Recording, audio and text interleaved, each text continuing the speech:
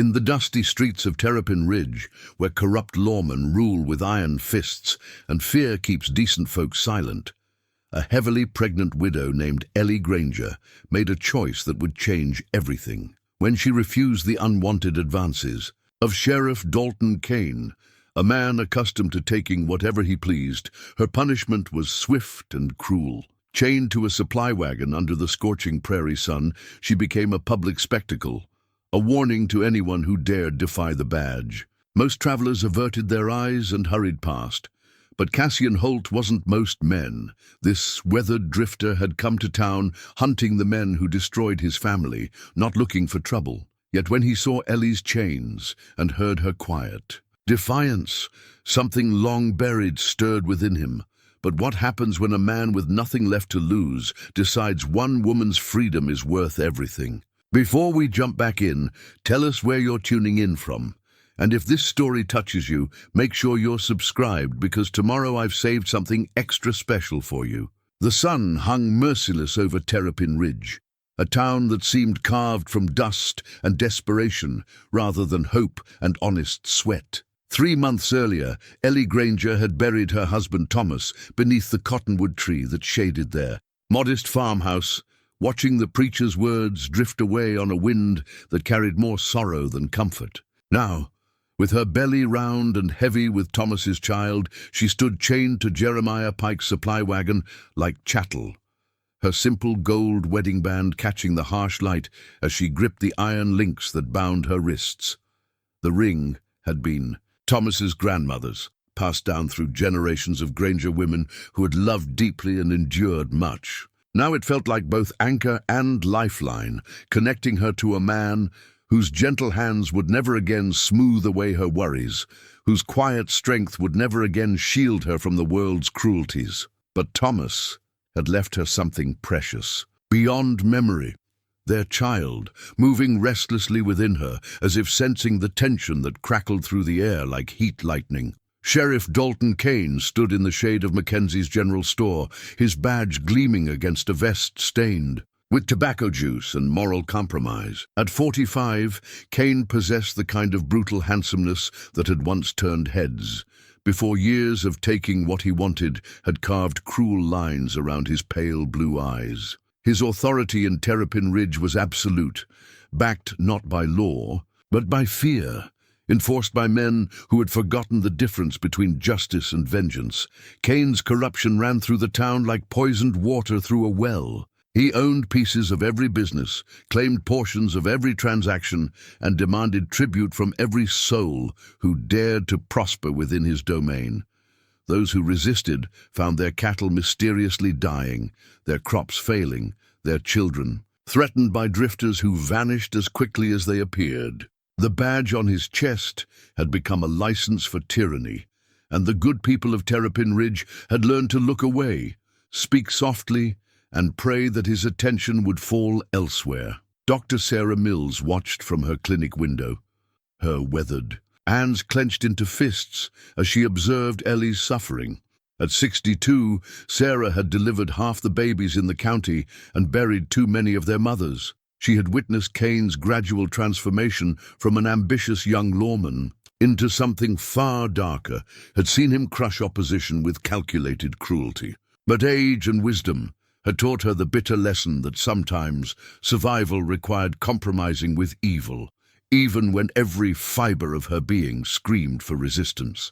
Old Pete Morrison swept the boardwalk in front of his saloon with mechanical precision, the rhythmic scraping of his broom, a futile attempt to clean away the moral filth that had settled over their community like alkali dust. Pete remembered when Terrapin Ridge had been different, when men like Kane answered to something higher than their own appetites.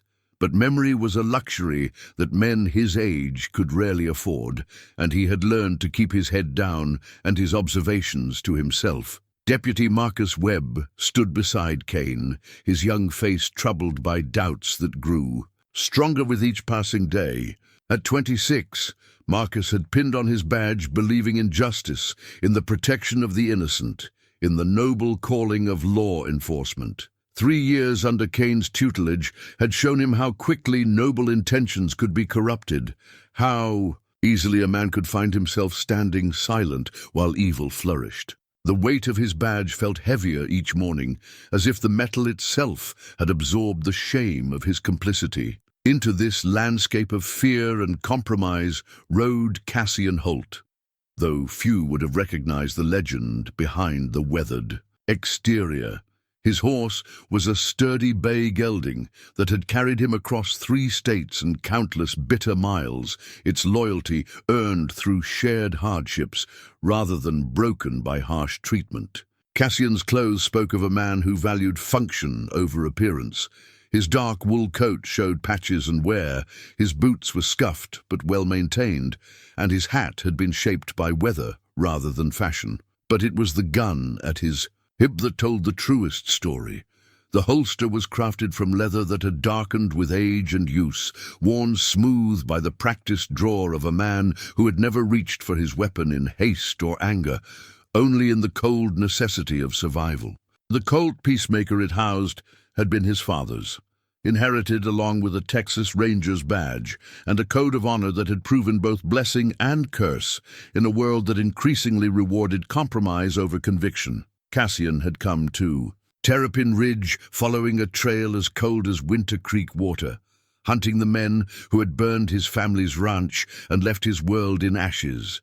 The Bar H spread had been modest but honest, worked by 3 generations of Holts who had believed in hard work, fair dealing, and the possibility of building something lasting in an uncertain world. The night raiders had come without warning, without mercy, leaving behind only charred timbers and unmarked graves. For 18 months Cassian had followed whispers and rumors, tracking men who moved like shadows through the Badlands. The trail had led him through mining camps and cattle towns, across reservation boundaries, and into territories where law was a foreign concept. He had learned patience the hard way, understanding that vengeance served cold was often the only kind that satisfied the soul's deeper hungers. The sight of Ellie chained to the wagon struck him like a physical blow, awakening emotions he had thought buried with his family. Her quiet dignity in the face of humiliation, the protective way her hands cradled her swollen belly, the defiant lift of her chin despite her circumstances. All of it reminded him of why he had once worn a badge, why he had believed in the possibility of justice in an unjust world. As Cassian dismounted and approached the scene, conversations died around him. Men stepped aside, not from recognition, but from some instinctive understanding that they faced someone dangerous, someone who moved with the controlled grace of a predator. Women gathered their children closer, sensing the approaching storm, even if they could not name its source. Kane's attention shifted to the newcomer, his politician's instincts immediately assessing threat and opportunity. Strangers were either potential allies to be recruited or problems to be eliminated, and something about this particular stranger suggested that recruitment might prove challenging. The afternoon heat pressed down on Terrapin Ridge like a suffocating blanket, but the true temperature came from the tension building between these 2 men, each shaped by loss, each carrying secrets that would soon reshape the destiny of everyone who called this harsh place home.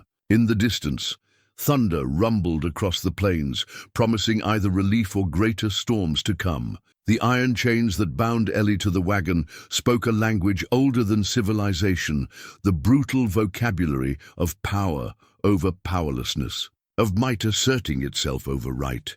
Each link had been forged in some distant foundry, never intended for human bondage, yet here they served Kane's cruel theater with perfect efficiency. The metal had grown hot under the prairie sun, burning against Ellie's wrists wherever the shackles touched her skin, leaving red marks that would fade long before the deeper wounds to her dignity healed. Cassian approached with the measured pace of a man who had learned to read danger in the smallest details. The way Kane's hand rested near his weapon, the nervous shuffle of Deputy Webb's boots against the wooden sidewalk, the unnatural quiet that had settled over the usually bustling main street, all of it painted a picture of a community holding its collective breath, waiting to see which way violence would break. "Afternoon, Sheriff," Cassian said, his voice carrying the deceptive calm of deep water. He touched the brim of his hat in a gesture that might have been respect or mockery, depending on one's perspective. Seems like a harsh punishment for a woman in her condition. Kane's smile revealed teeth stained yellow by tobacco and something darker. "Afternoon, stranger. Don't believe we've been introduced. I'm Sheriff Dalton Kane, and this here's official business." The widow Granger needed a lesson in proper respect for authority. "What authority is that?" Cassian asked, his grey eyes never leaving Kane's face. "The kind that chains pregnant women to wagons like livestock?" A murmur rippled through the gathered crowd, the first sound of dissent many had dared voice in months. Kane's face darkened, his politician's smile fading as he recognized a challenge to his carefully maintained control. Deputy Webb shifted uncomfortably, his hand unconsciously moving toward his weapon before he caught himself and let it fall. "The kind that keeps order in this town," Kane replied, his voice hardening. "The kind that ensures decent folks can sleep, safe in their beds, without worrying about troublemakers and agitators stirring up problems." Ellie raised her head, meeting Cassian's gaze with eyes that held both gratitude and warning. She had learned not to hope for rescue, had accepted that survival meant enduring whatever humiliations Kane devised. But something in this stranger's manner suggested he operated by different rules, older codes that her generation had heard about in stories but rarely witnessed in practice. "Ma'am," Cassian said, addressing Ellie directly and ignoring Kane's growing rage, "what crime did you commit that earned you these chains?" "I told him no," Ellie replied simply, her voice carrying across the silent street with the clarity of church bells. "He wanted something I wouldn't give, and I told him no." The admission hung in the air like smoke from a gun barrel, confirming what everyone suspected, but none had dared voice. Kane's corruption had always operated in shadows, behind closed doors and through whispered threats. But here, in broad daylight before witnesses, the truth stood naked and undeniable. "You'd best move along, stranger," Kane said, his hand now openly resting on his gun butt. "This doesn't concern you, and I'd hate for there to be any misunderstandings about how we handle interfering busybodies." Cassian studied the chains for a long moment, noting their construction, their weight, the way they had been secured to the wagon's iron fittings. When he looked up, something had changed in his expression, a hardening that transformed his weathered features into something resembling carved granite. "Funny thing about chains," he said, conversationally. "They're only as strong as the weakest link, and they only hold if nobody's willing to break them." The crowd began to stir, sensing the approaching collision between these two forces. Dr. Mills stepped forward from her clinic doorway, her medical bag clutched in white-knuckled hands. Old Pete stopped his sweeping entirely, leaning on his broom like a man preparing to witness history. Even the children seemed to understand that something momentous was building in the dusty street. Kane drew his weapon with the practiced motion of a man who had settled too many disputes through intimidation. The nickel-plated Remington caught, the sunlight, its polished surface reflecting the fear in surrounding faces. "I said move along.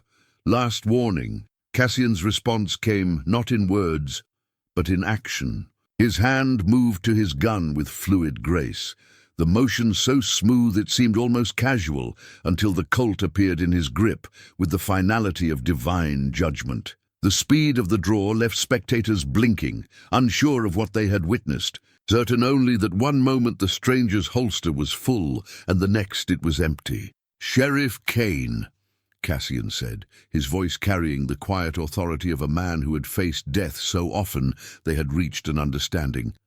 "I believe you have something that belongs to this lady. Her freedom." The standoff stretched across seconds that felt like hours. Kane's face had gone pale beneath his tan, his breathing shallow as he found himself staring down the barrel of a gun held by someone whose reputation he was beginning to suspect. Deputy Webb had frozen entirely, caught between loyalty to his badge and growing revulsion at what that badge had come to represent. "You don't know who you're dealing with," Kane warned, though his voice lacked its earlier confidence. "This badge gives me authority from the territorial government. You're interfering with a lawful arrest." "No," Cassian replied, shaking his head slowly. "I know exactly who I'm dealing with.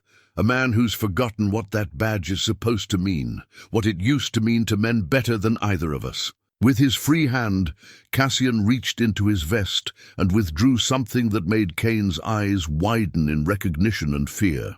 The silver star of a Texas Ranger caught the light, its 5 points representing the 5 qualities a lawman was supposed to embody: integrity, courage, perseverance, courtesy, and honor. It was a badge Kane had heard about in whispered conversations, carried by men whose names had become legend throughout the frontier. "Texas Rangers don't have jurisdiction here," Kane said, but his protest sounded hollow even to his own ears. "Justice doesn't recognize territorial boundaries," Cassian replied.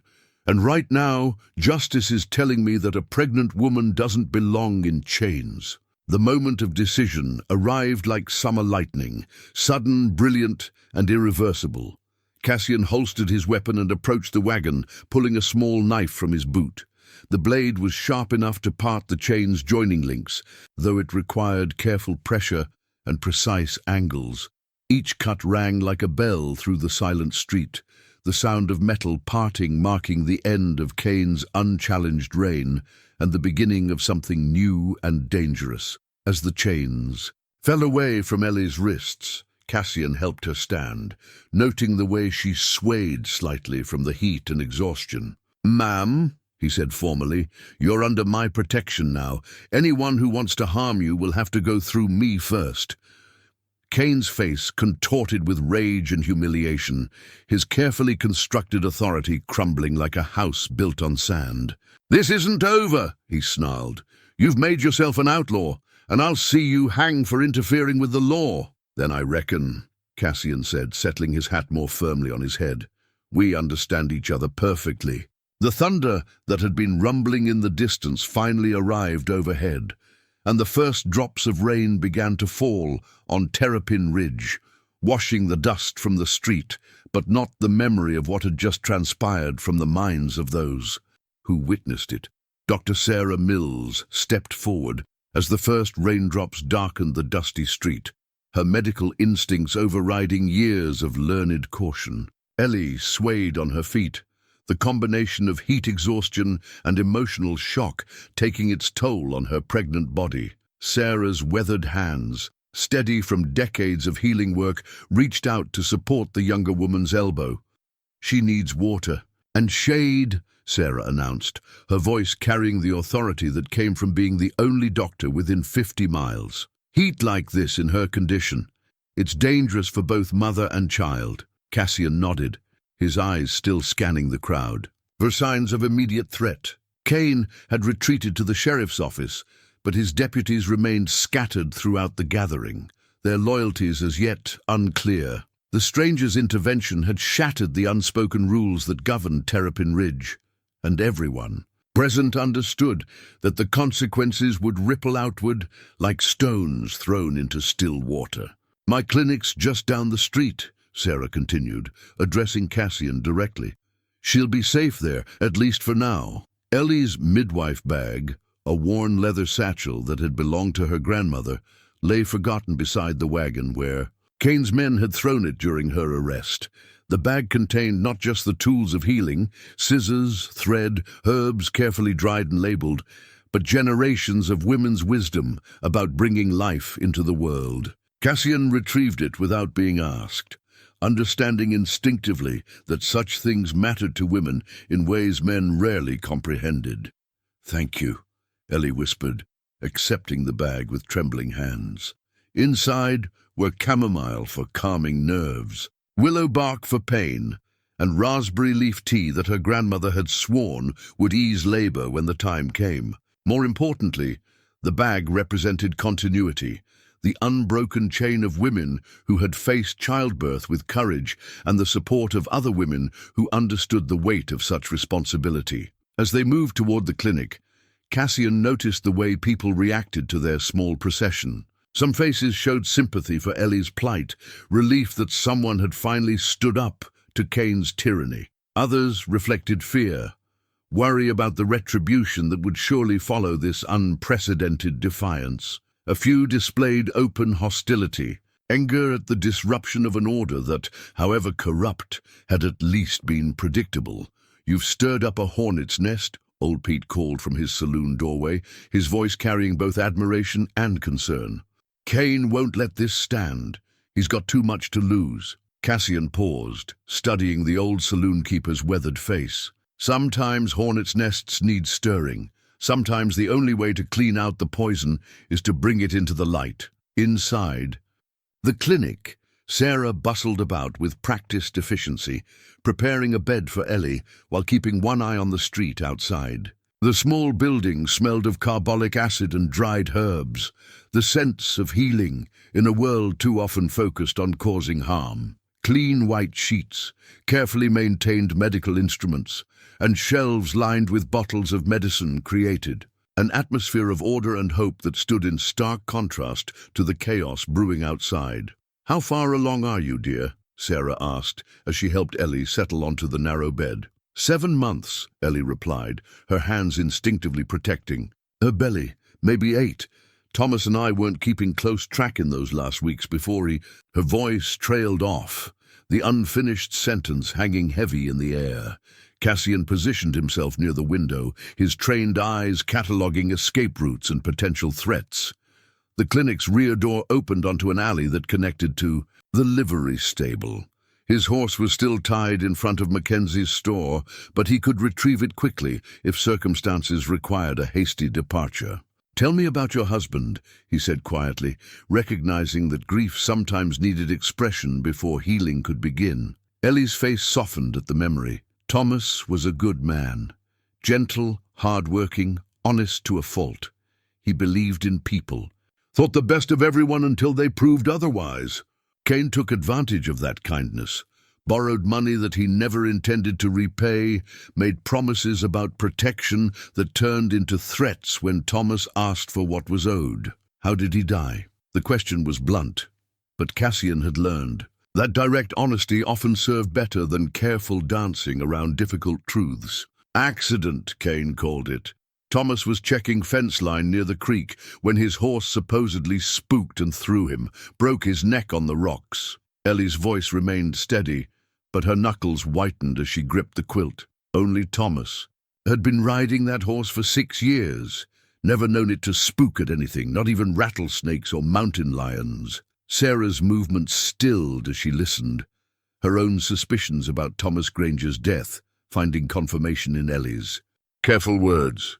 The doctor had examined the body, had noted injuries that seemed inconsistent with a simple riding accident, but questioning Kane's explanations was a luxury that survival in Terrapin Ridge didn't permit.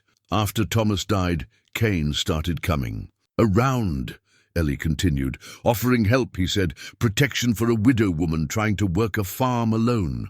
But his idea of help came with expectations, conditions that no decent woman would accept.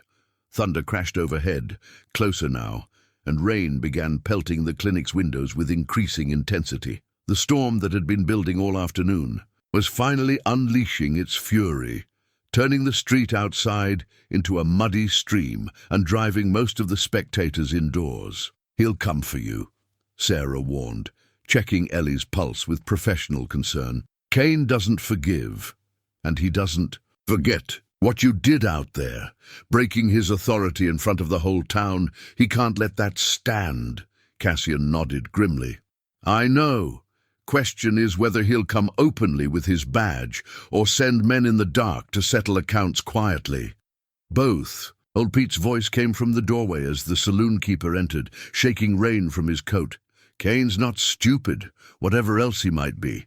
He'll use his badge to make it legal, but he'll stack the deck to make sure he wins." The old man's arrival brought news that none of them wanted to hear.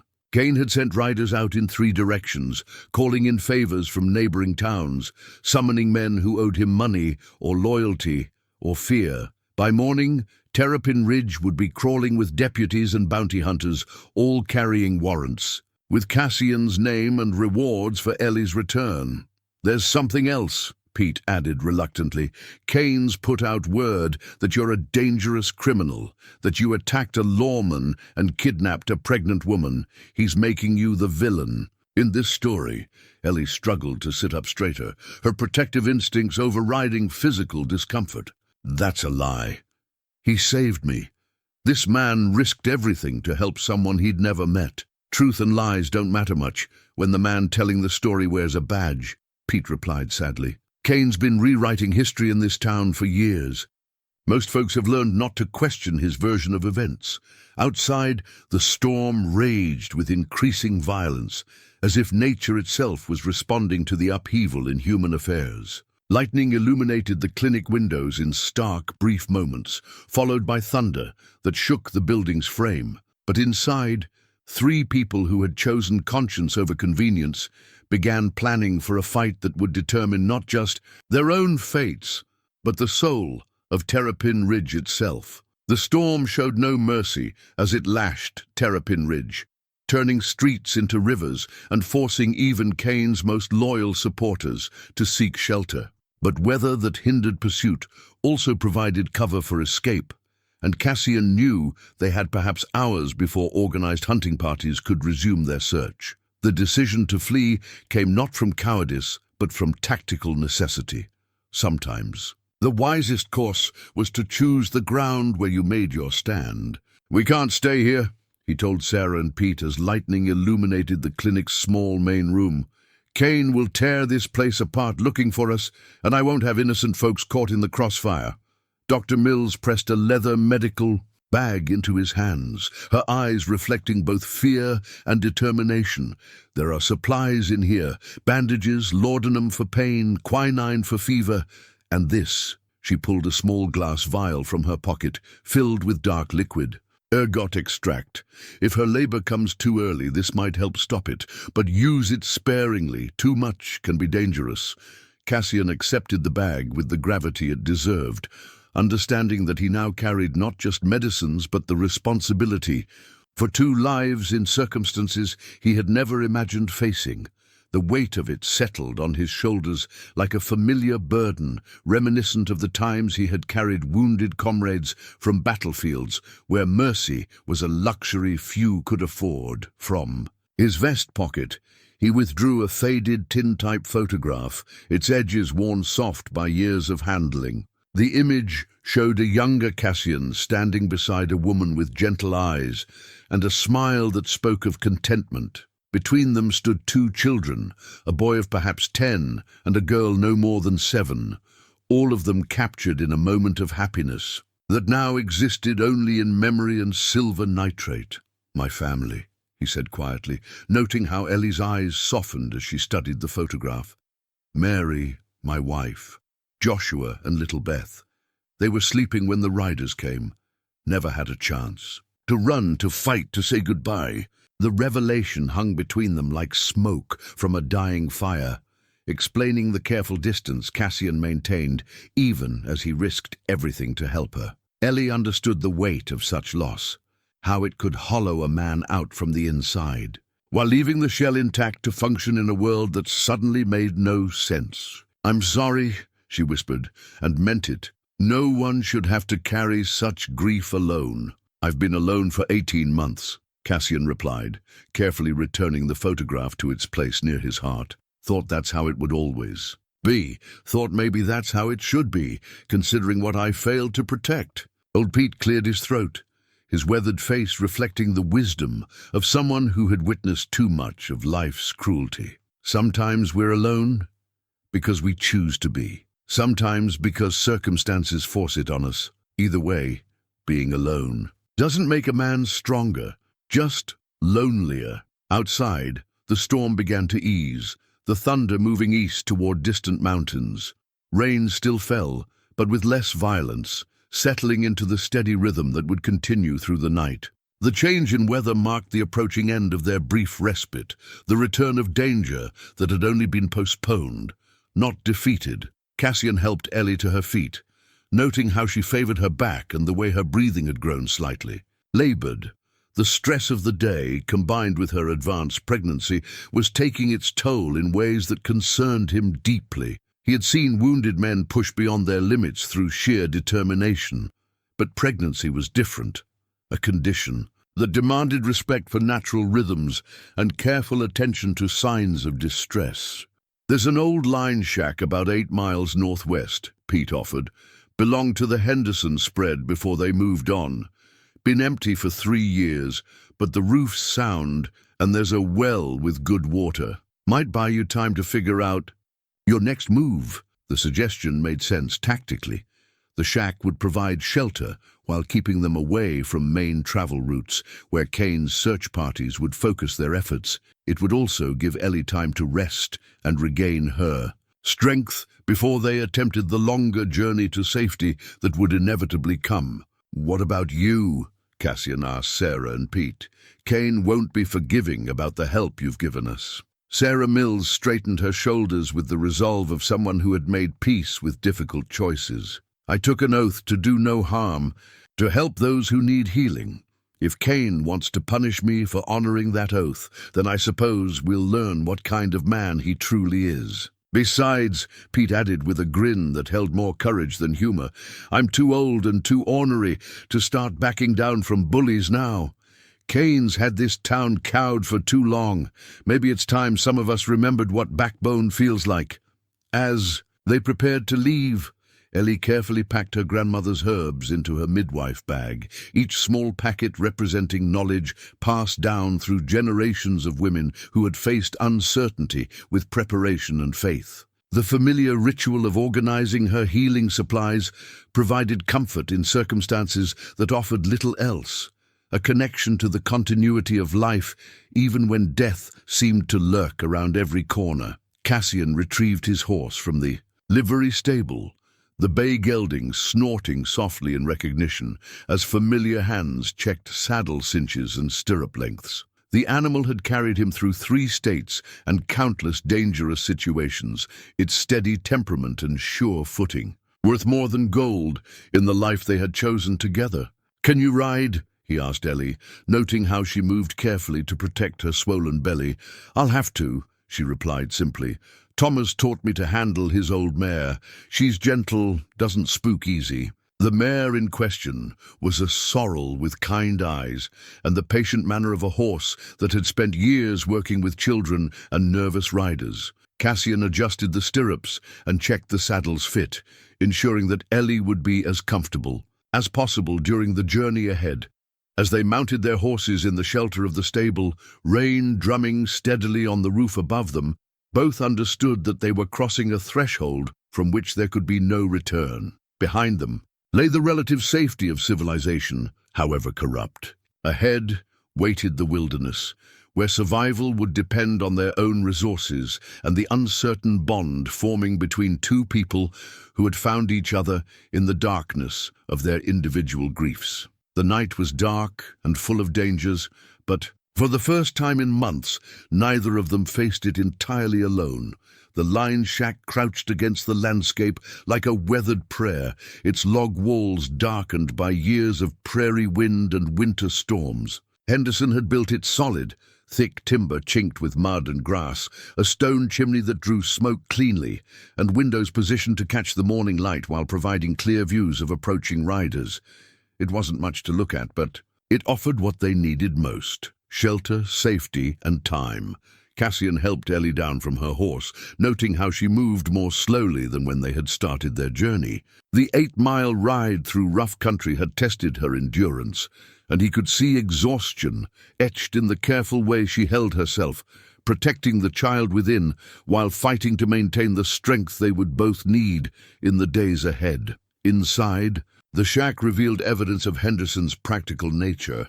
A crude but functional table occupied the center of the main room, surrounded by mismatched chairs that spoke of frontier pragmatism rather than aesthetic concern. A stone fireplace dominated one wall, its hearth blackened by years of use, but clean of ash, suggesting that someone had maintained the place even after the Hendersons moved on. Most importantly, Ellie discovered a small wooden shelf near the window that held several glass jars and a collection of dried plants hanging from hooks driven into the wall above. Her grandmother's recipe book, carefully wrapped in oiled cloth and carried in her midwife bag, seemed to pulse with renewed relevance as she recognized herbs that matched those described in the faded pages. "Sage for cleansing," she murmured, touching one of the hanging bundles with reverent fingers. "Wild mint for nausea, yarrow for bleeding." Each plant represented knowledge that connected her to generations of women who had faced childbirth in circumstances far more primitive than even this remote shack. The recipe book itself was a treasure beyond price, its pages filled with her grandmother's careful handwriting, documenting remedies that had been passed down through generations. "For bringing down fever, willow bark tea with honey," read one entry. "For difficult labor, raspberry leaf and blessed thistle steeped strong." The margins contained additional notes added by Ellie's mother, and in turn by Ellie herself, creating a living document that bridged past and future. Cassian busied himself with practical matters, checking the well Pete had mentioned and finding it sweet and clean. The rope was sound, the bucket intact, and the water level high enough to last them weeks if necessary. He also discovered a small lean-to behind the shack that had been used to shelter horses, its roof still solid despite 3 years of neglect. Darkness settled over the prairie.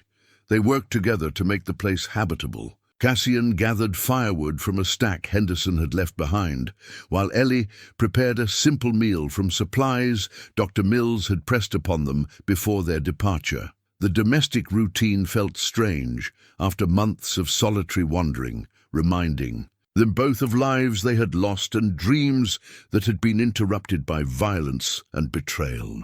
"Tell me about your grandmother," Cassian said, as they sat before the fire, sharing bread and jerked beef that tasted better than it had any right to in their circumstances. Ellie's face softened as she opened the recipe book, its pages golden.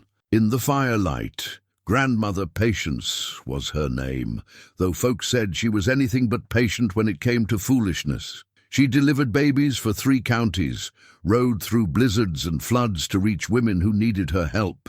Said bringing life into the world was the closest thing to holy work a person could do. She turned the pages carefully, pointing to entries that spoke of emergencies met with skill and courage. "This one's for when the baby comes too early. She saved twins born at 7 months using these herbs, and this one helped a woman whose bleeding wouldn't stop after birth." Grandmother said the knowledge belonged to all women, that it was meant to be shared, not hoarded. Cassian listened with the attention of someone who understood the weight of inherited responsibility. His own heritage lived in the Texas Ranger badge he carried, in lessons about justice and duty that his father had passed down through stories told around campfires much like this one. Both of them carried legacies that demanded more than simple survival. They required them to live up to ideals that seemed increasingly rare in a world that often rewarded expedience over principle. "My father used to say that some things were worth more than life," Cassian said, prodding the fire with a stick until sparks danced up the chimney. "Said a man's character was like a brand burned into his soul. It might get scarred, but it never really changed. I used to think that was naive, especially after—" He gestured toward his vest pocket where the photograph rested. "After they died?" Ellie asked gently. "After I failed to protect them," Cassian corrected. "There's a difference. Death comes to everyone, but failure, that's a choice we make. I chose to believe in law and order, chose to trust that badges and courtrooms could handle men like Kane, chose wrong, and good people paid the price." Ellie studied his profile in the firelight, seeing not the weathered gunfighter who had faced down Kane in the street, but a man carrying wounds that went deeper than any bullet could reach. "Maybe you didn't choose wrong," she said carefully. "Maybe you just chose to believe in something worth believing in, even when the world made that choice dangerous." Outside, coyotes began their evening song, a wild harmony that spoke of freedom and danger in equal measure. The sound reminded them both that they now lived beyond the boundaries of civilization, where survival depended on instinct preparation, and the uncertain bonds forming between two people who had found each other in the wilderness of their grief. As the fire burned lower, Ellie prepared raspberry leaf tea using herbs from Henderson's collection and instructions from her grandmother's. A book, the familiar ritual of measuring and steeping, provided comfort in circumstances that offered little else, while the warm liquid eased some of the day's tension from her tired body. "For the baby?" Cassian asked, watching her careful preparation. "For strength," Ellie replied. "Grandmother always said that a woman carrying life needed all the help she could get, whether from herbs, prayers, or good friends willing to share. The burden, the word friends, hung between them, neither quite accurate nor entirely wrong for what they were becoming. Partners in survival, perhaps. Allies against a common enemy. Two people learning to trust again after betrayals that had left them both wary of human connection. But as they prepared for sleep, Cassian insisting Ellie take the shack's single bed while he made do with blankets near the fire, both understood that something was growing between them that transcended simple expedience. In the morning, they would face the practical challenges of staying hidden while planning their next move.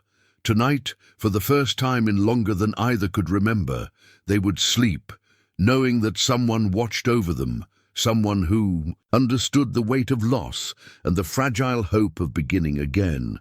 3 days passed in the shelter of Henderson's shack, each dawn bringing fresh reminders of how precarious their sanctuary truly was. Cassian rose before first light to scan the horizon for dust clouds that might signal approaching riders, while Ellie found purpose in organizing their meager supplies and preparing the herbal remedies that her grandmother's wisdom demanded for her advancing pregnancy.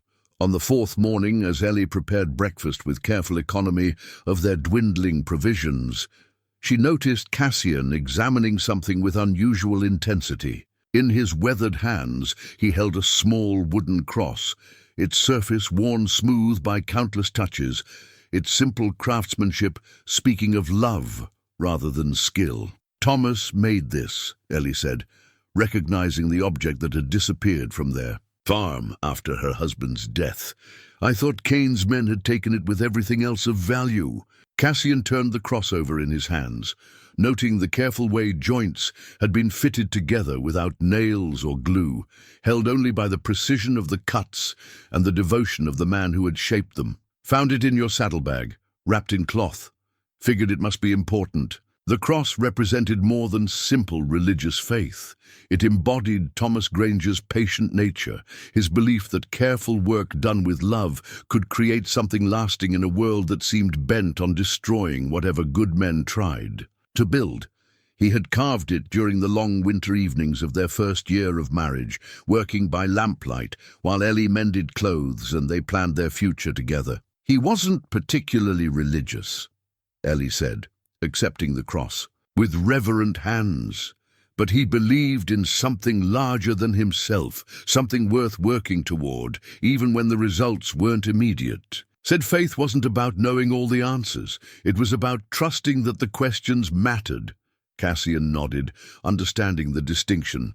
His own relationship with divine providence had grown complicated after his family's murder, but he retained enough respect for genuine faith to recognize it when he encountered it. Thomas Granger's cross spoke of the kind of quiet devotion that built communities, raised children, and created the stability that men like Kane systematically destroyed. "Tell me about him," Cassian said, settling beside the fire with his morning coffee. "What kind of man was your husband?"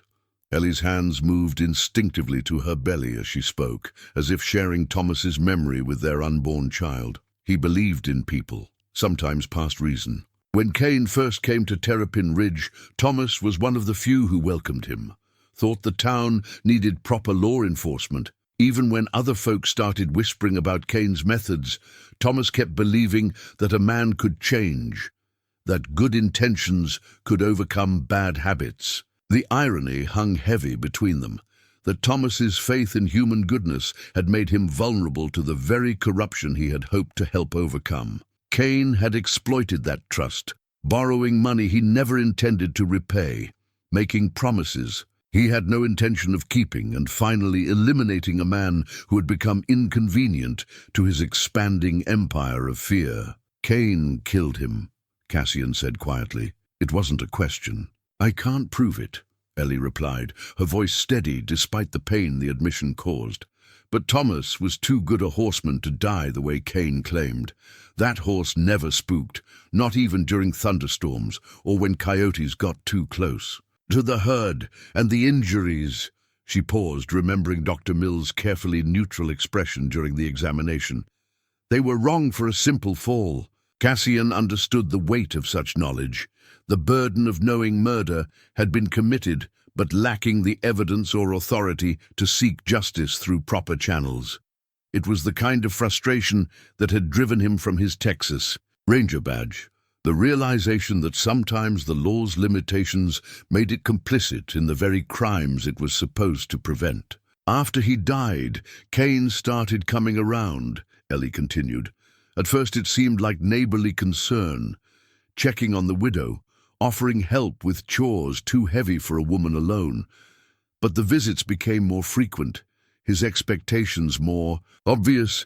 He wanted the farm, but more than that, he wanted me to accept it as payment for his protection. The morning sun climbed higher, warming the shack's small windows and highlighting the dust motes that danced in the light. Outside, meadowlarks sang their liquid songs, and somewhere in the distance a hawk's cry echoed across the grassland. It was the kind of peaceful scene that made violence seem impossible.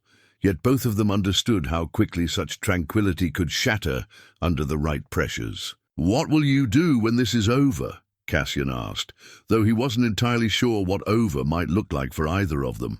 Ellie considered the question while stirring honey into her tea, the wooden spoon clinking softly against the cup's rim. "I used to think I knew. Thomas and I had plans. Expand the farm, raise our children, maybe help other families get started in the valley. Simple dreams, but they felt solid, real. And now I just want my baby to be born free," she said simply. "Free from Kane's shadow. Free to grow up in a place where being decent doesn't make you a target. If that means leaving Terrapin Ridge forever, then that's what I'll do." Cassian understood the sentiment. His own plans had once been equally straightforward: hunt down the men who had killed his family, deliver justice, and then he had never thought much beyond that moment of reckoning, as if vengeance would somehow restore meaning to a life that had been emptied of purpose. "Maybe that's where we're both wrong," he said thoughtfully. "Maybe the mistake is thinking we can go back to the way things were, or even forward to the way we planned them to be. Maybe the question isn't what we'll do when this is over, but who we'll be." Ellie looked up from her tea, studying his face with new attention.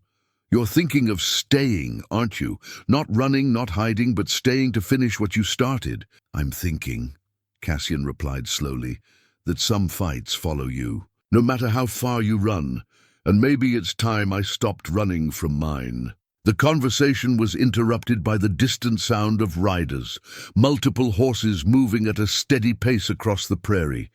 Cassian was at the window instantly, his practiced eye counting dust clouds and estimating numbers. 3 riders, possibly. 4, following a path that would bring them within a quarter-mile of the shack. "Kane?" Ellie whispered, her hand instinctively moving to protect her belly. "Too soon to tell," Cassian replied, but his hand already rested on his gun butt.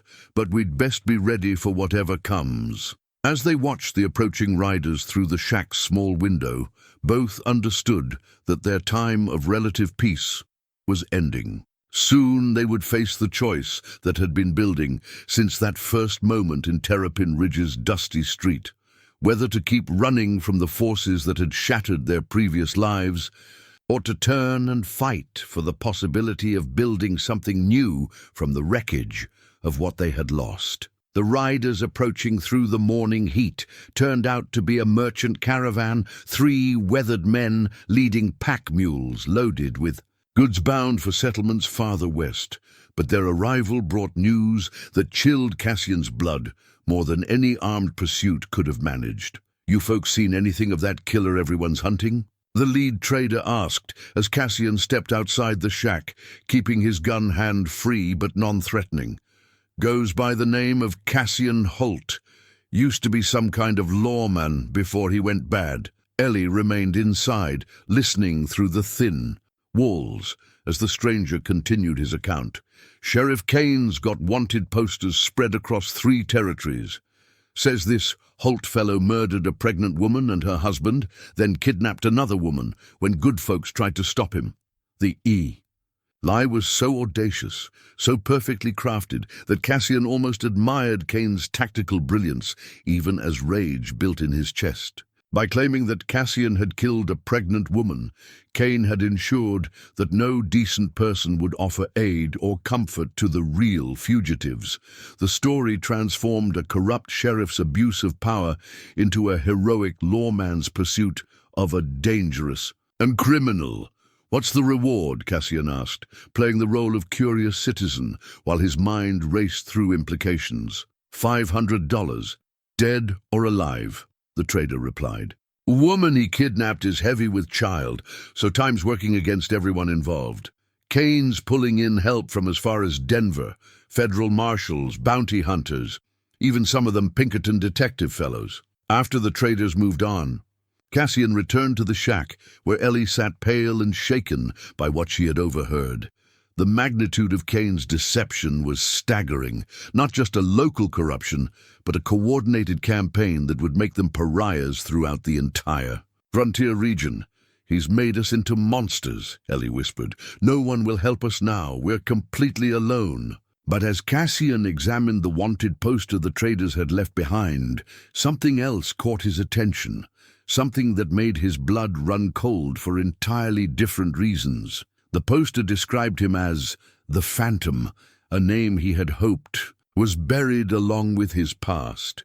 More troubling still, it listed crimes attributed to him that he had never committed, in places he had never been. "Ellie," he said slowly, "there's something I need to tell you about Kane, about why he's gone to such lengths to destroy us." From his saddlebags, Cassian retrieved a bundle of old newspapers and documents he had collected during his 18-month hunt for his family's killers. Spreading them on the crude table, he began to piece together a story that connected their individual tragedies in ways neither had imagined. The first newspaper clipping described a range war in Colorado, where a group of hired guns had burned out homesteaders who refused to sell their land to cattle barons. The second detailed a bank robbery in Kansas, where the thieves had used military tactics and disappeared without leaving tracks. The third told of a family murdered on their ranch. In Texas, their home burned and their livestock scattered. All of these crimes were attributed to different gangs, different groups of outlaws, Cassian explained, his finger tracing connections across the scattered papers. But the methods were identical, the timing, the way witnesses described the leader, a man with pale blue eyes, and a badge he claimed gave him authority to do whatever was necessary. Ellie studied the documents with growing horror as the pattern became clear. Kane hadn't simply been a corrupt sheriff in Terrapin Ridge. He had been operating a criminal enterprise across multiple territories for years, using his badge as cover, while systematically destroying anyone who might expose his operations. "Your husband discovered something," Cassian continued. "Maybe he saw Kane with men he shouldn't have been associating with, or overheard conversations about operations outside Terrapin Ridge. Thomas was too honest to be bought and too naive, to be intimidated, so Kane eliminated him. The revelation recontextualized everything. Thomas's death, Kane's harassment of Ellie, even Cassian's own family's murder. They hadn't been random victims of frontier violence, but specific targets of a criminal organization that operated under the protection of corrupted law enforcement." "But why frame you specifically?" Ellie asked. "Why go to such elaborate lengths?" Cassian's answer came reluctantly, accompanied by another document he had hoped never to show anyone. It was an old Texas Ranger report, detailing the exploits of an officer known for his ability to track and capture criminals who thought themselves beyond reach. The officer's name was Cassian Holt, and his reputation had made him legendary among lawmen and feared among outlaws. "Because I'm the one man Kane can't afford to have hunting him," Cassian said. "He knows that if I live long enough to piece together his operation, if I gather enough evidence to present to territorial authorities, his entire empire will collapse." The wanted poster suddenly made perfect sense. By branding Cassian as the Phantom and attributing years of Kane's crimes to him, the sheriff had accomplished multiple objectives. He had made Cassian a fugitive who couldn't seek help from legitimate law enforcement. He had discredited any evidence Cassian might have gathered by making him appear to be a criminal trying to frame an innocent man. Most importantly, he had ensured that someone would eventually kill Cassian, either for the reward money or out of righteous indignation. "He's been planning this for months," Ellie realized. "My refusal to accept his advances wasn't just an insult to his pride. It was a threat to his operations. A pregnant widow draws sympathy, attention from people who might start asking questions about how her husband really died. And when I intervened," Cassian added, "I gave him the perfect opportunity to eliminate two problems with one carefully crafted lie." Outside, clouds had begun gathering on the horizon, dark and heavy with the promise of another storm. But the real storm was building around them in the form of federal marshals, bounty hunters, and Pinkerton agents who believed they were hunting a child killer and the woman he had kidnapped. "What do we do now?" Ellie asked. "How do we fight someone who can turn the entire law enforcement system against us?" Cassian studied the wanted poster one more time, noting details that only someone familiar with Kane's methods would recognize. "We do what Kane doesn't expect," he said finally. "We stop running, we gather the evidence that will expose his operation, and we make sure that when this is over, the truth comes out, even if it kills us." Cassian looked at the woman who had become far more than a responsibility, who had shown him that life could hold meaning beyond vengeance, especially if it kills us. "Because if we don't stop Kane, he'll keep destroying families, keep using his badge to cover murder and theft, keep making innocent people pay for his crimes." The decision hung between them like smoke from a gunshot. Final, irreversible, and heavy with consequences neither could fully predict. They had moved beyond the simple matter of survival to something larger, something that would determine not just their own fates, but the safety of everyone Kane might target in the future. As the storm clouds continued building overhead, Cassian and Ellie began planning not their escape, but their return to Terrapin Ridge. They would go back not as fugitives seeking mercy, but as hunters determined to expose the truth, whatever the cost. The corrupt sheriff who thought he had checkmated them was about to learn that some games were worth playing even when the odds were impossible, especially when the stakes included justice for the dead and protection for the innocent. The wanted poster lay on the table between them, its lies and distortions a testament to Kane's cunning. But beside it now lay evidence of his crimes, collected over months of patient investigation. The battle lines were drawn, and for the first time since leaving Terrapin Ridge, both Cassian and Ellie felt like they had a chance of winning. The baby blanket grew slowly under Ellie's careful fingers as they planned their return to Terrapin Ridge, each tiny stitch a declaration of hope in circumstances that offered precious little reason for optimism. She had started the project during their first night in the line shack, working by firelight with yarn unraveled from an old sweater found in Henderson's belongings.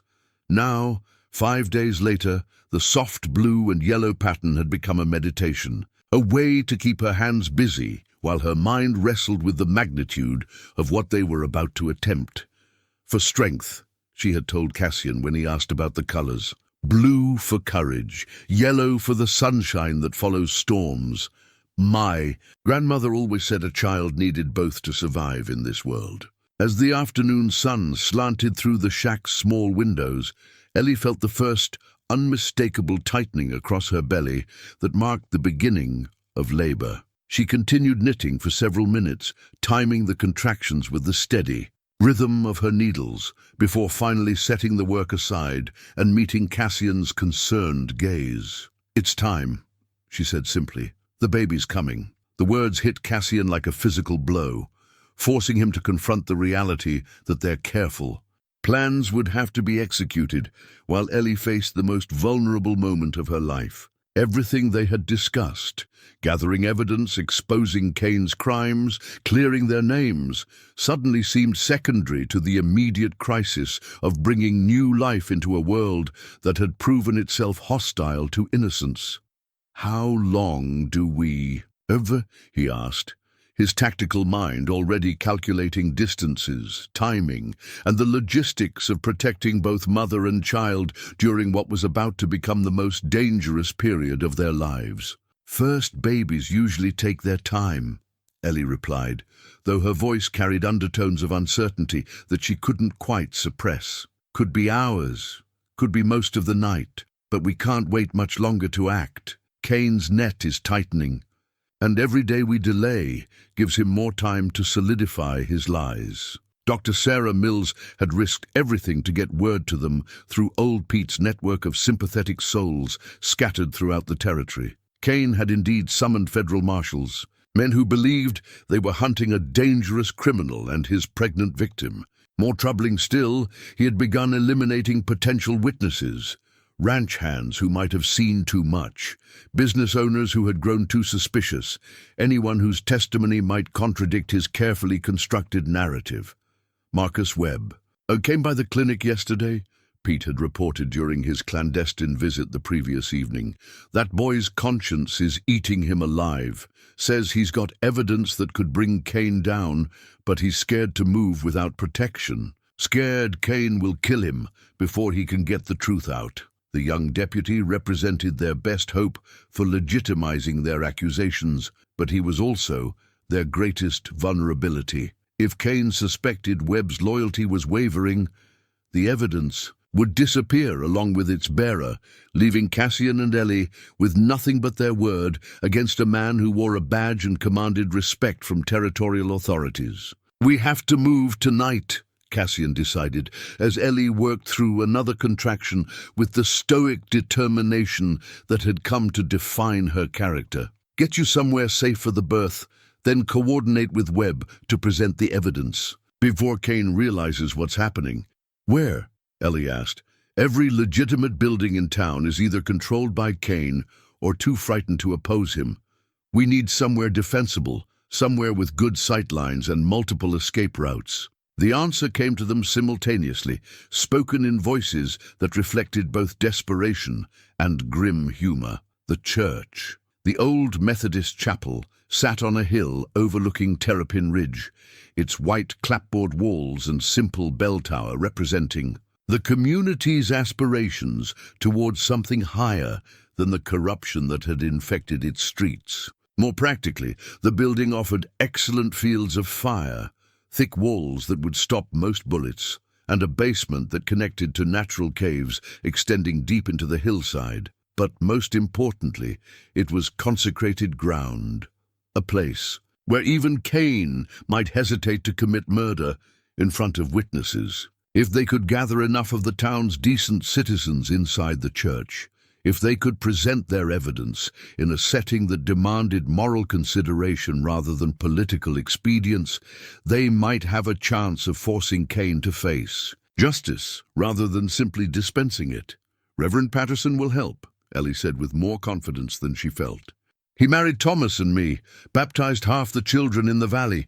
He's seen what Kane's doing to this community." Cassian nodded, though his experience with men of the cloth had been mixed. Some had proven heroic when faced with moral tests, while others had found convenient justifications for avoiding unpleasant confrontations. But Reverend Patterson had the advantage of legitimacy.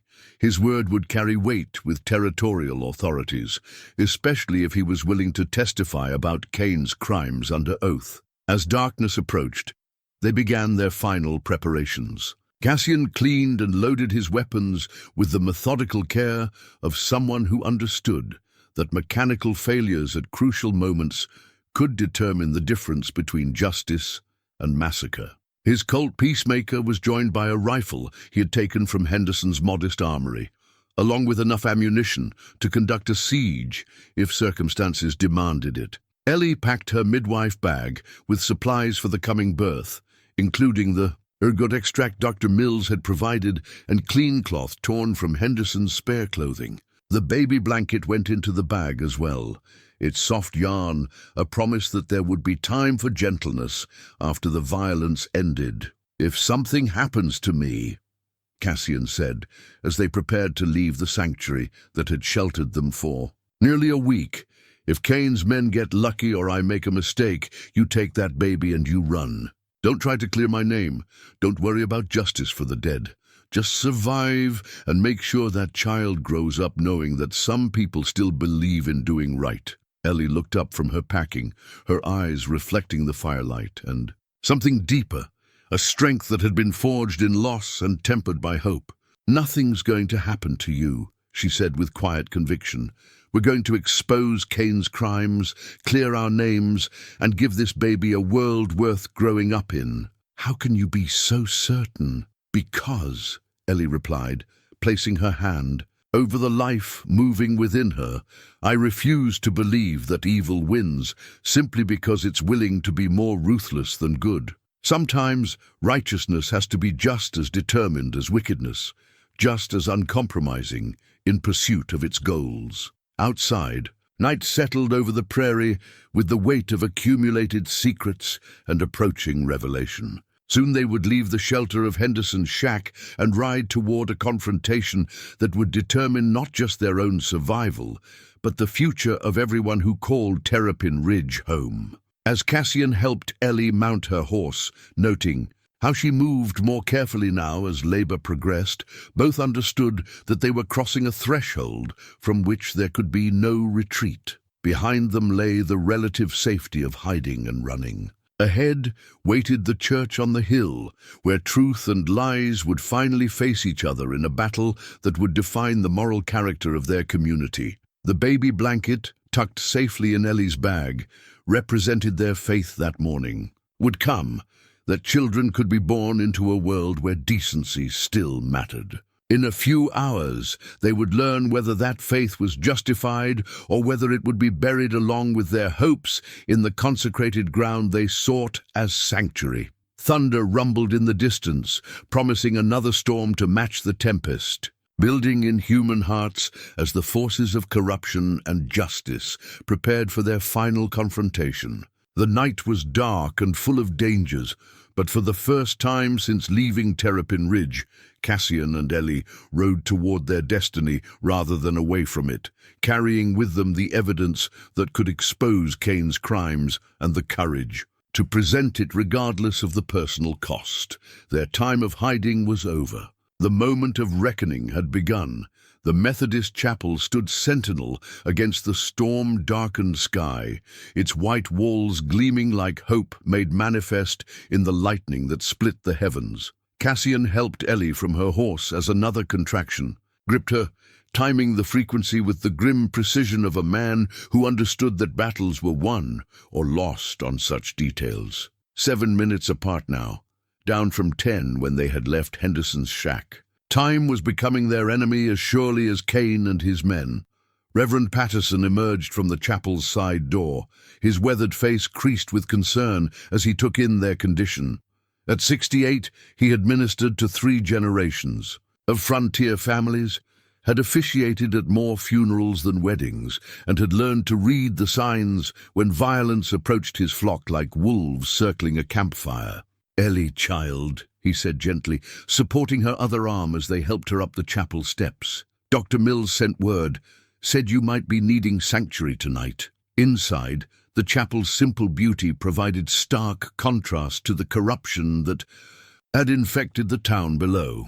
Hand-hewn pews faced a modest altar, topped by a wooden cross that Thomas Granger might have carved, its clean lines speaking of faith uncompromised by political expedience. Candles flickered in wall sconces, their warm light creating pools of comfort in the gathering darkness. But it was what Cassian carried in his vest pocket that mattered most. His father's silver star, the 5-pointed badge that represented Everything the Texas Rangers had stood for before politics and compromise had tainted their mission. The star had been earned through years of honest service, worn by a man who had believed that law and justice were synonymous rather than occasionally incompatible concepts. "Reverend," Cassian said, withdrawing the badge with reverent care, "I need you to understand who I really am before we go any further." Patterson examined the star by candlelight, noting the wear patterns that spoke of active duty rather than ceremonial display. "Texas Rangers," he murmured. "Haven't seen one of these in years. Most folks thought the organization had been disbanded after the war." "Officially it was," Cassian replied. "Unofficially, some of us kept the oath, kept believing that someone had to stand between innocent folks and the predators who wear badges as camouflage." Another contraction gripped Ellie, stronger this time, forcing her to grip the back of a pew until it passed. Patterson's wife, Margaret, emerged from the vestry carrying clean linens and a basin of warm water, her movements efficient, despite her 70 years. She had assisted at dozens of births in her time as the pastor's wife, had learned to read the signs that indicated when medical intervention might be needed. "How long between pains?" Margaret asked, settling Ellie on cushions. "Arranged near the altar." "5 minutes now," Ellie replied through gritted teeth. "Maybe less." Outside, the storm broke with biblical fury, rain hammering the chapel's tin roof like celestial artillery. But beneath the natural thunder came another sound that made Cassian's blood run cold, the rhythmic drumbeat of multiple horses approaching through the downpour. Kane had found them. "How many?" Reverend Patterson asked, moving to the window with the calm of someone who had faced frontier violence before. Cassian counted muzzle flashes in the lightning, estimated riders by the spacing of hoofbeats on wet ground. 8, maybe 10. Kane's brought help. Federal marshals. Some. But I'm betting most are hired guns dressed up to look official. Kane's too smart to involve legitimate law enforcement in what he's planning to do here. Margaret continued her preparations for the birth with the steady determination of someone who understood that life continued regardless of the violence that swirled around it. "Ellie, dear, I need you to focus on the baby now. Let the men handle what's happening outside." But Ellie shook her head, her hands moving protectively over her belly as another contraction built. "This is our fight, too. That baby deserves to be born into a world where telling the truth doesn't make you an outlaw." Kane's voice carried through the storm, amplified by the chapel's acoustics and his own sense of theatrical timing. "Holt! We know you're in there. Come out now and we'll make this quick and clean. Keep hiding behind a pregnant woman and church walls, and things get messier than they need to be." Cassian checked his weapons one final time, noting ammunition counts and considering angles of fire from the chapel's windows. The building's elevated position provided excellent defensive advantages, but it also made escape impossible if Kane's men managed to surround them completely. "There's another way out," Patterson whispered, indicating a narrow door behind the altar. "Connects to caves that run deep into the hillside. Been there since the Comanche used them for winter shelter." "Ellie can't travel," Cassian replied. "Not now, not in her condition." As if to emphasize his point, another contraction gripped her, this one lasting nearly a minute and leaving her gasping. Margaret's expression grew concerned as she checked for signs of the baby's imminent arrival. "Soon," she murmured to Patterson. "Very soon." Kane's patience, never his strongest virtue, was clearly wearing thin. "You've got 1 minute to send out the woman, Holt. After that, we come in shooting, and anyone who gets caught in the crossfire has only themselves to blame." The ultimatum hung in the air like smoke from a gun barrel, final and irreversible. Outside, Kane's men were positioning themselves around the chapel, cutting off escape routes and preparing for the assault they hoped wouldn't be necessary. Inside, 3 people who had chosen conscience over convenience prepared to make their final stand, while new life fought to enter a world that seemed determined to snuff out hope before it could draw breath. Thunder crashed overhead, Lightning illuminated the stained glass windows in brilliant blues and reds, and somewhere in the distance church bells began to toll, not for Sunday services, but as a warning to anyone who still believed that sanctuary meant something in a territory where corruption wore badges and justice hid in shadows. The baby was coming, Kane's men were closing in, and Cassian Holt was about to learn whether his father's silver star carried enough moral authority to overcome the firepower arrayed against them in the darkness beyond the chapel walls. Kane's tarnished sheriff's badge caught the lightning's glare as he dismounted in front of the chapel, his authority made manifest in the men who flanked him like a deadly congregation. But the badge that had once represented law and order in Terrapin Ridge now symbolized everything corrupt about frontier justice. Power without accountability, authority without honor, law enforcement that served only the man who wore it. Times. Up, Holt, Kane called, his voice carrying the false righteousness of someone who had convinced himself that his crimes were justified by his position. Last chance to do this civilized. Inside the chapel, Ellie gripped Margaret's hand as another. Contraction built, this one bringing with it the unmistakable pressure that meant birth was imminent. "I can see the baby's head," Margaret whispered urgently. "Ellie, you need to push now no matter what's happening outside." Cassian took his position at the chapel's main window, his father's ranger star pinned prominently to his vest, where Kane's men could see it.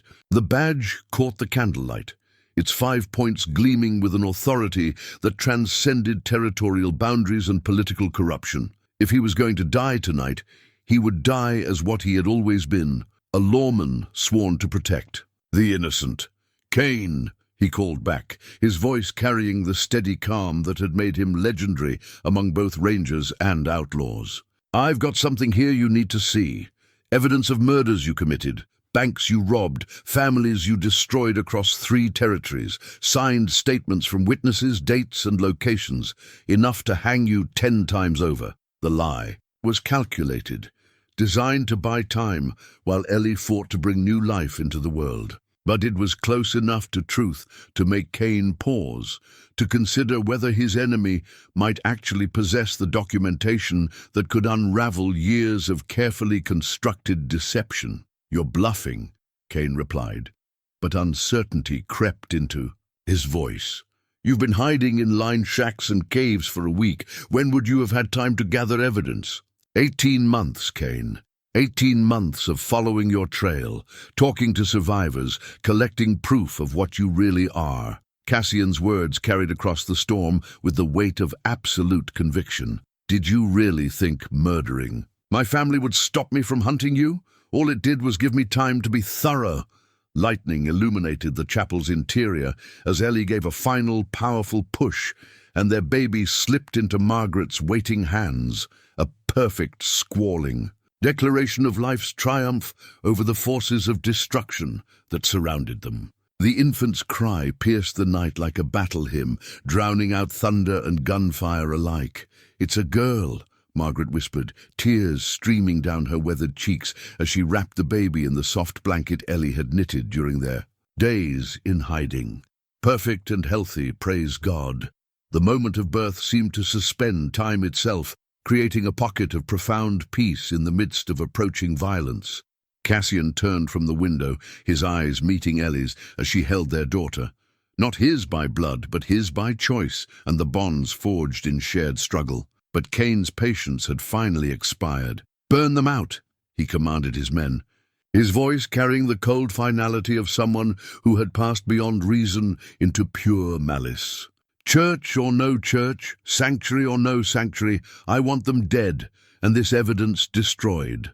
The first torch struck the chapel's wooden walls like a flaming declaration of war against everything decent and holy. But as the flames began to spread, the lights appeared on the hillside, lanterns carried by townspeople who had finally found the courage to act on their consciences. Dr. Mills led the procession, her medical bag clutched in one hand and a shotgun in the other. Behind her came old Pete, Deputy Webb carrying a satchel of documents, and 24 citizens who had decided that some things were worth fighting for regardless of the personal cost.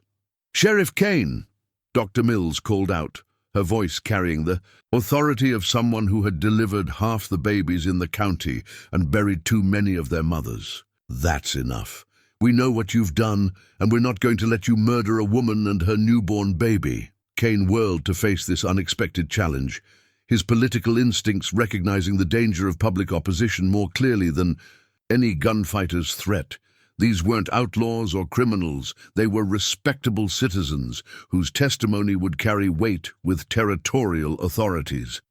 "Stand down," he warned, but his voice lacked its usual confidence. "These are dangerous fugitives who've already killed innocent people. The only killer here is you," Deputy Webb said, stepping forward with the courage of someone who had finally chosen honor over survival. "I've got signed confessions from 3 of your men, bank records showing where you've been hiding stolen money, and correspondence with outlaws you claim to be hunting." As Kane's carefully constructed world began crumbling around him, he made the desperate decision that would define his legacy. Drawing his weapon with the fury of someone who had nothing left to lose, he aimed not at Cassian or the approaching townspeople, but at the chapel window where Ellie held her newborn daughter. "If I can't have what I want," he snarled, "then nobody gets what they want." The shot rang out across the hillside, followed by the heavier boom of Cassian's rifle. 2 men had fired almost simultaneously, but only one would walk away from the confrontation that had been building since the moment Cassian first saw Ellie. Chained to a wagon in Terrapin Ridge's dusty street, Kane's tarnished badge fell into the mud, its false authority finally stripped away by the justice it had so long perverted. 6 months later, as autumn painted the cottonwoods gold and crimson, around Terrapin Ridge, Cassian Holt stood before the same Methodist chapel where his daughter had been born amid gunfire and storm. But today, the building echoed with laughter instead of thunder, filled with neighbors who had come to witness not a siege, but a wedding. The simple silver band he carried had been forged by the town's blacksmith from metal donated by grateful citizens. Silver coins, jewelry, even a few pieces from Kane's confiscated hoard that the territorial government had returned to the community. It wasn't fancy, lacking the elaborate engravings that wealthy folks might expect, but it carried something more valuable than ornamentation, the blessing of people who had learned to value character over convenience. Ellie emerged from the chapel's small vestry, wearing her mother's wedding dress, carefully altered to accommodate the changes motherhood had brought to her figure. In her arms, she carried little Hope. The name had come naturally after everything they had endured. Now, a healthy, alert baby whose bright eyes seemed to take in the world with the wonder that only the truly innocent possessed. "You look beautiful," Cassian said softly, meaning it in ways that went beyond mere physical appearance. Ellie had grown stronger during the months following Kane's death, her courage in testifying before territorial investigators helping to unravel the criminal network that had terrorized the frontier for years. Reverend Patterson waited at the altar, his weathered face creased with the kind of joy that came from witnessing redemption, triumph over tragedy. Behind him, the wooden cross caught the afternoon sunlight streaming through stained glass windows, its simple lines a reminder that some truths transcended the complexities of human justice. The congregation represented the best of what frontier communities could become when decent people found the courage to act on their convictions. Dr. Mills sat in the front pew, her medical bag never far from reach, even during celebrations. Old Pete had closed his saloon for the afternoon, declaring that some occasions were more important than profit. Deputy Webb, now wearing Sheriff Webb's badge with the kind of pride that came from earning rather than seizing authority, served as Cassian's best man, but it was the presence of Thomas Granger's memory that made the ceremony complete. Ellie carried his wooden cross in her bouquet, a symbol that their new beginning honored rather than replaced what she had shared with her first husband. Love, she had learned, was not a finite resource that decreased with sharing, but something that multiplied when offered freely to those who proved themselves worthy of such trust. "Dearly beloved," Reverend Patterson began, his voice carrying across the chapel with the authority of someone who had witnessed both the worst and best of human nature. "We are gathered here today not just to celebrate the union of two hearts, but to affirm that love can indeed triumph over hatred, that justice can prevail over corruption, and that new life can emerge from the ashes of old sorrows." The ceremony proceeded with the simple dignity that frontier life demanded, unadorned by elaborate ritual, but enriched by the presence of people who understood the true weight of the vows being exchanged. When Cassian slipped the silver band onto Ellie's finger, it felt like the completion of a circle that had begun the day he first saw her chained to a wagon in the dusty street below. "I promise to protect what we've built together," he said, his words carrying the weight of someone who understood the fragility of happiness in an uncertain world. "To stand between you and whatever storms may come, and to love you and hope, as long as breath remains in my body." Ellie's response came with tears in her eyes, but they were tears of joy rather than sorrow. "I promise to trust in the goodness I've seen in you, to build a home where love matters more than fear, and to raise our daughter to understand that courage isn't the absence of fear, but the determination to do right despite it."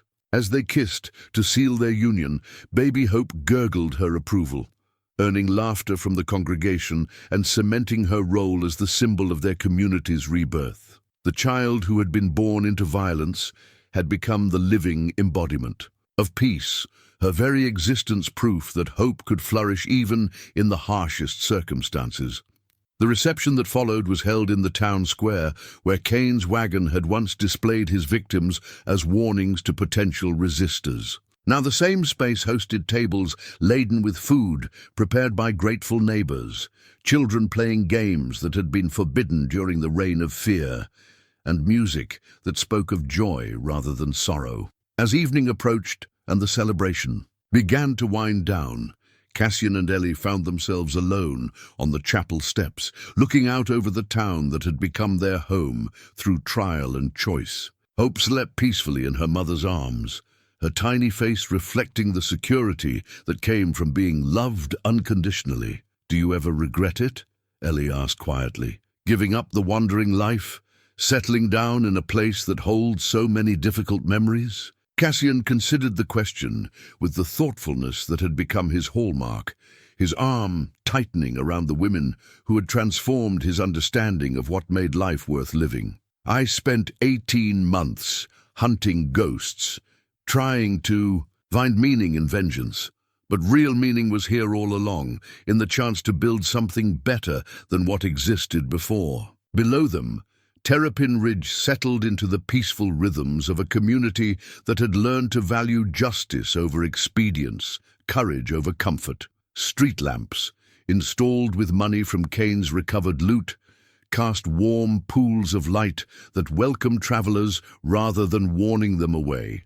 Children played in yards where their parents no longer feared for their safety, and businesses operated according to honest principles rather than corrupt arrangements. The transformation hadn't been easy or immediate. Rooting out the corruption that Kane had planted throughout the territory had required months of investigation, testimony from dozens of witnesses, and the patient work of building new institutions to replace those that had been compromised. But the effort had been worth it, creating a foundation for the kind of life that Thomas Granger had dreamed of when he first brought his young bride to this harsh but promising land. As stars began to appear in the darkening sky, Cassian thought about the photograph he still carried in his vest pocket, not as a reminder of loss anymore, but as proof that love could survive even the worst that evil could devise. His first family would always hold a place in his heart,